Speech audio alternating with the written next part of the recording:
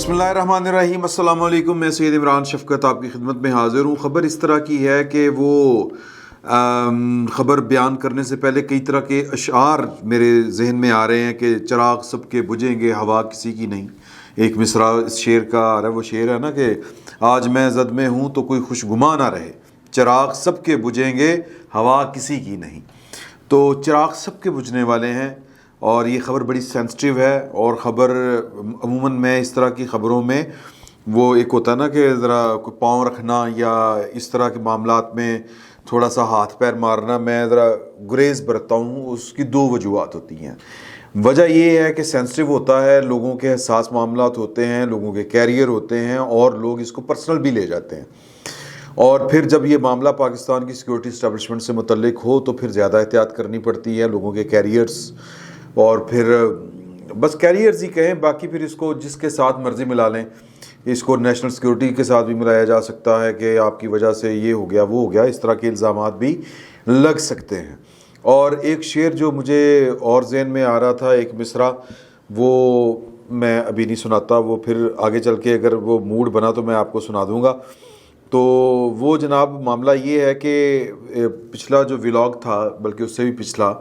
उसमें मैंने आपसे गुजारिश की थी कि नवाज़ शरीफ साहब जो हैं वो शायद पाकिस्तान, जो मेरे ज़राए ने बताई थी कि पाकिस्तान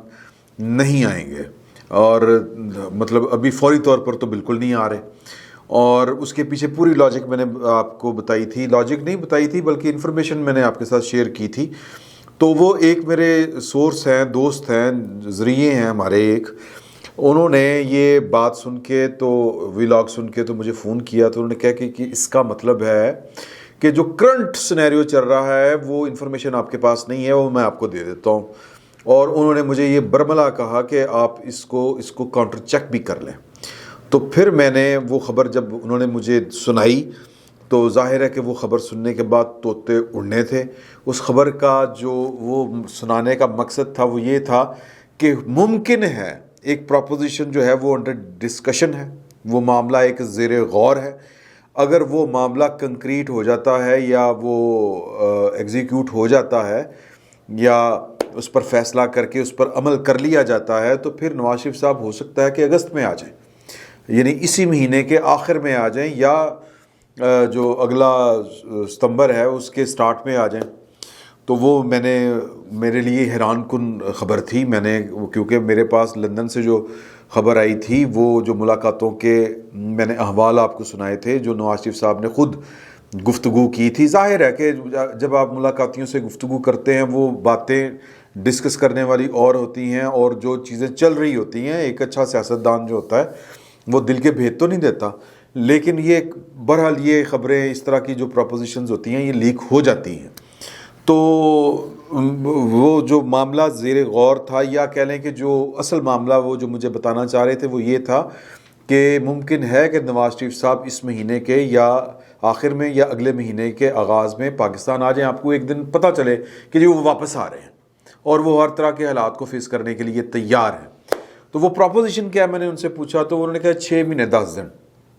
अब ये 6 महीने 10 दिन जो है वो मैंने सोचा कि मैं इसी तरह ही आपको बताऊं, जो जिस तरह उन्होंने मुझे डिटेल के साथ बात बताई तो वो मैं ज़रा हाथ बचा के आपको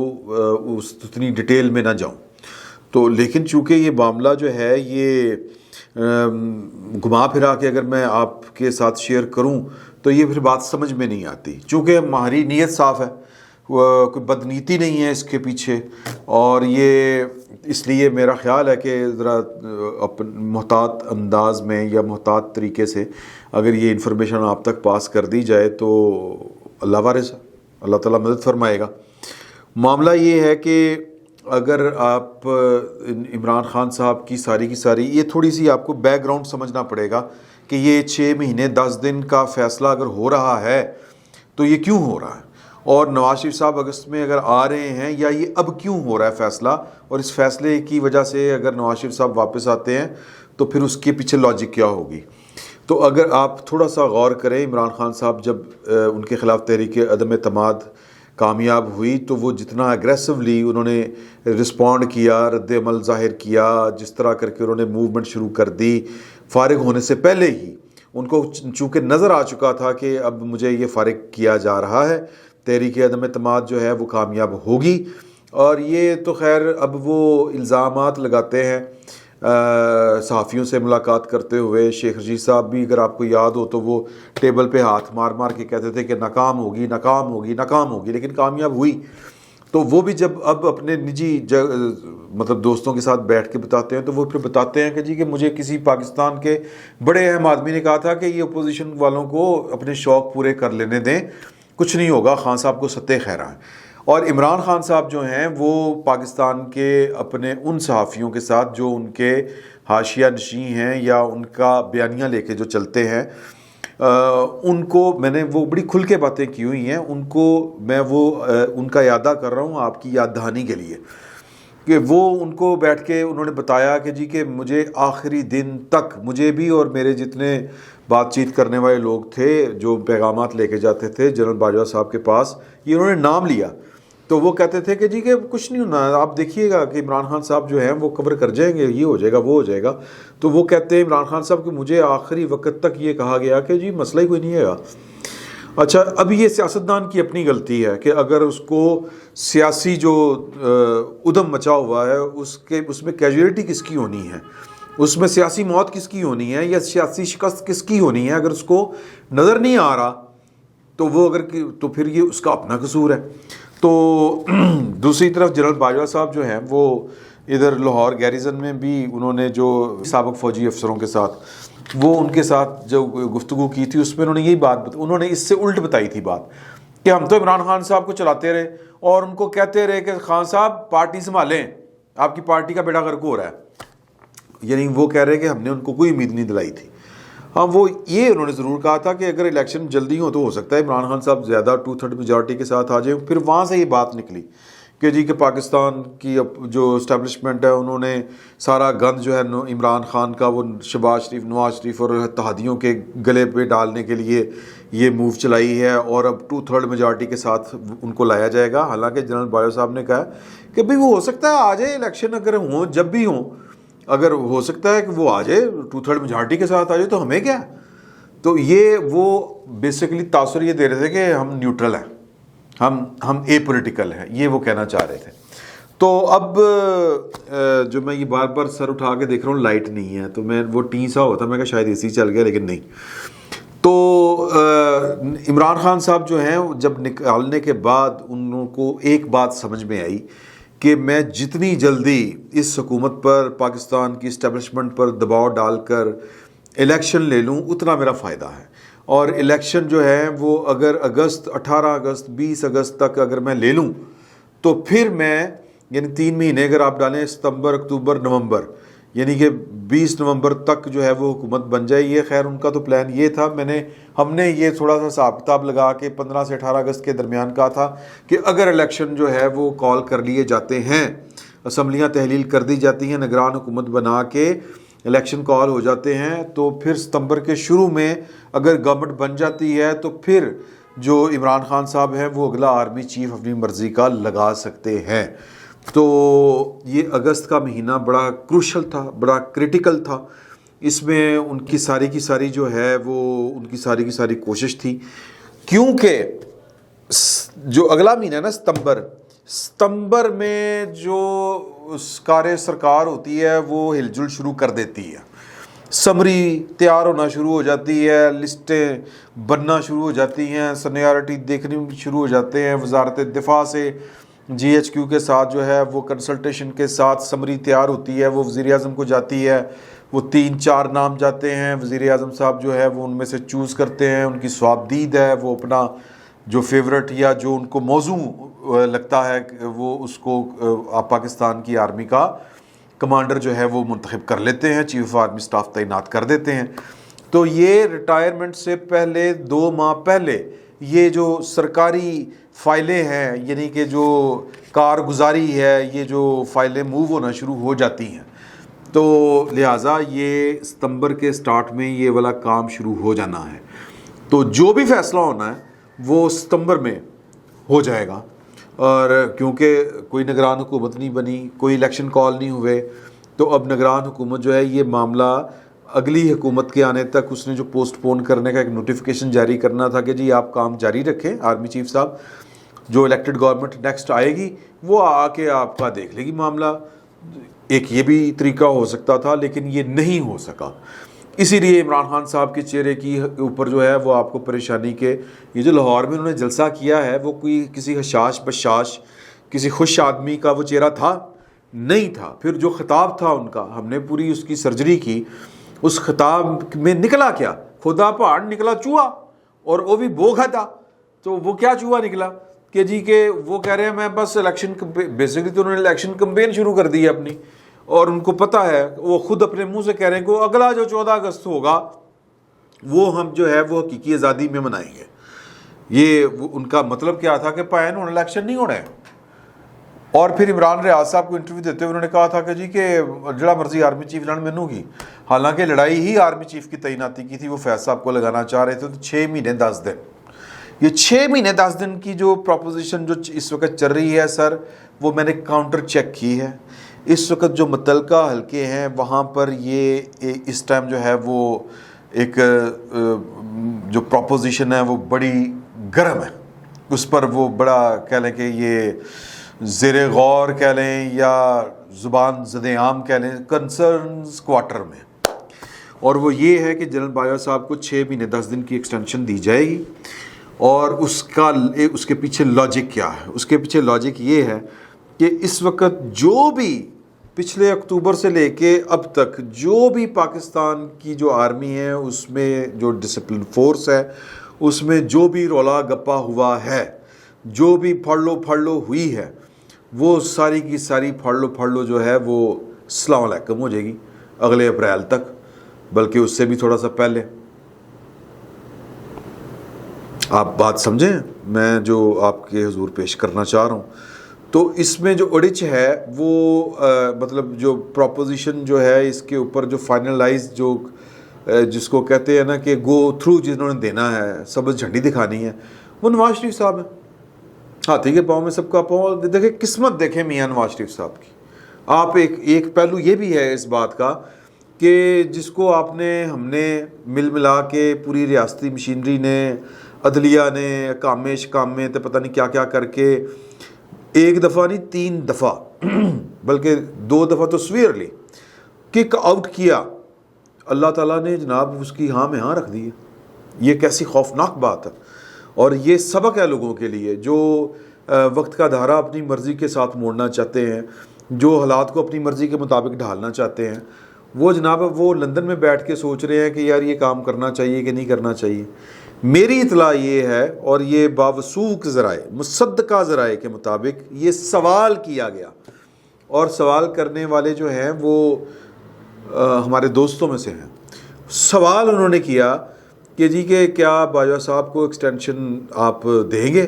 انہوں نے بڑی بے نیازی کے ساتھ اور بڑی مسکینی کے ساتھ، بڑی عاجزی کے ساتھ کہا کہ میں کون ہوں،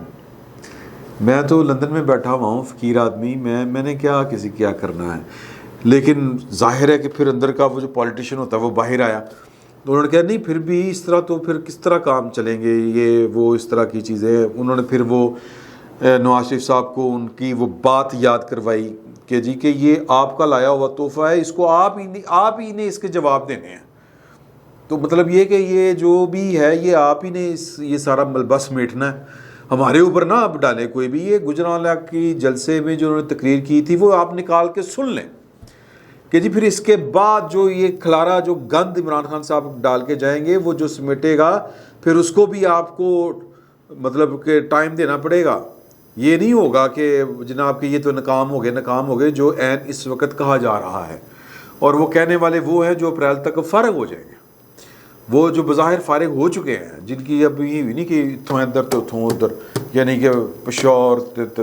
میں زیادہ کھل کے بات نہیں کرنا چاہ رہا. تو یعنی کہنے کا مقصد یہ ہے کہ نواز شریف صاحب نے اس کے اوپر جو فوری بات کی، انہوں نے کہا کہ جی دیکھیں بات یہ ہے کہ میں ایکسٹینشنز وغیرہ کو تو میری سمجھ میں نہیں آتی ہیں والی چیزیں، لیکن معاملہ یہ ہے کہ میں ہوتا کون ہوں؟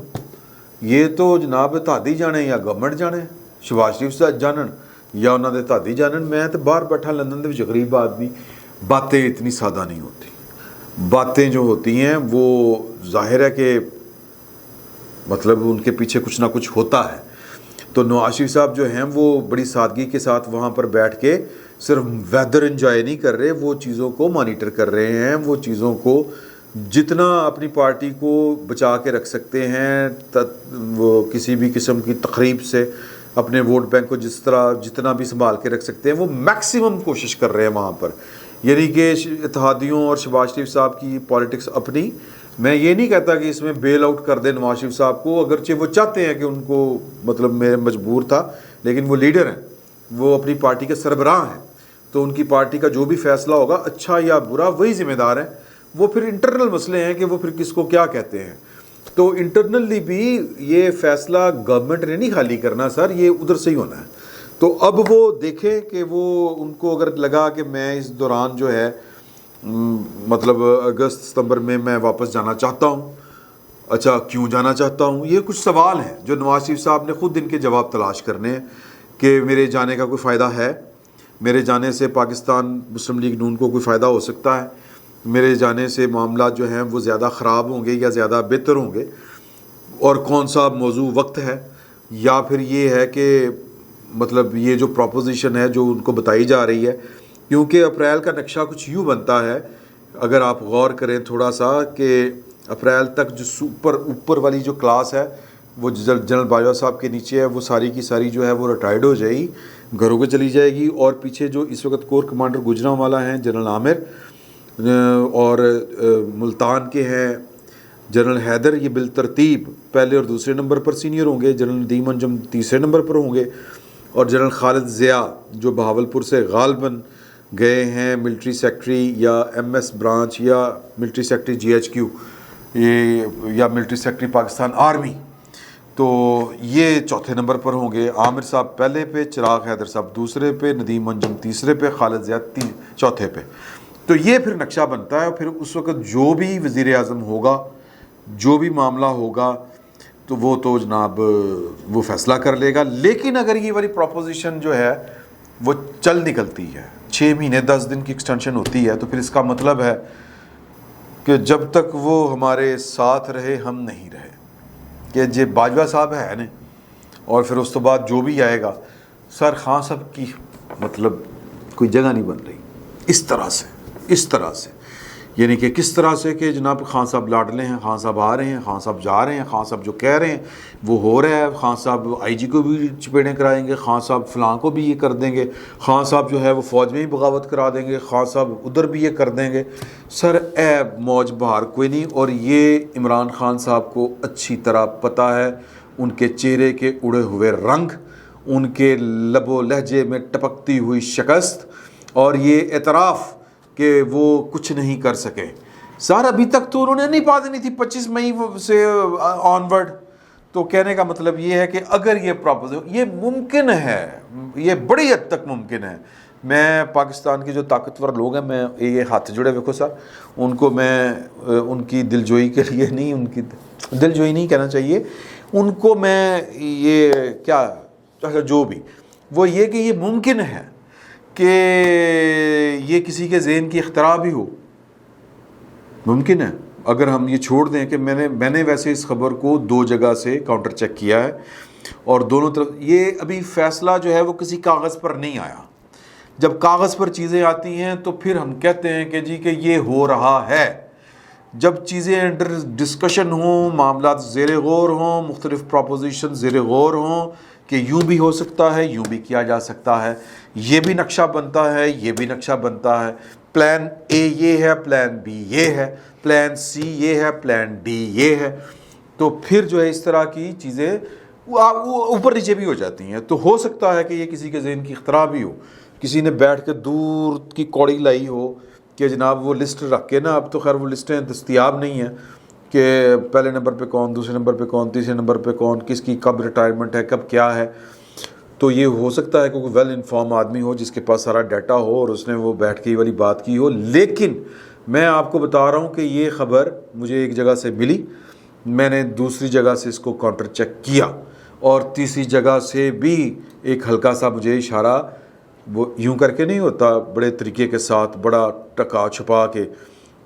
اور بڑی ذمہ داری کے ساتھ وہ ملا. تو اس بنیاد کے اوپر میں نے یہ والی انفارمیشن آپ کے ساتھ شیئر کی ہے. کسی کی دل آزاری مقصد نہیں ہے، کوئی مہم جوئی کوئی مقصد نہیں ہے، سمپل ایک انفارمیشن تھی، وہ میں نے آپ کے ساتھ شیئر کر دی. امید ہے کہ برداشت کی جائے گی. فی الوقت اتنا ہی. بہت بہت شکریہ.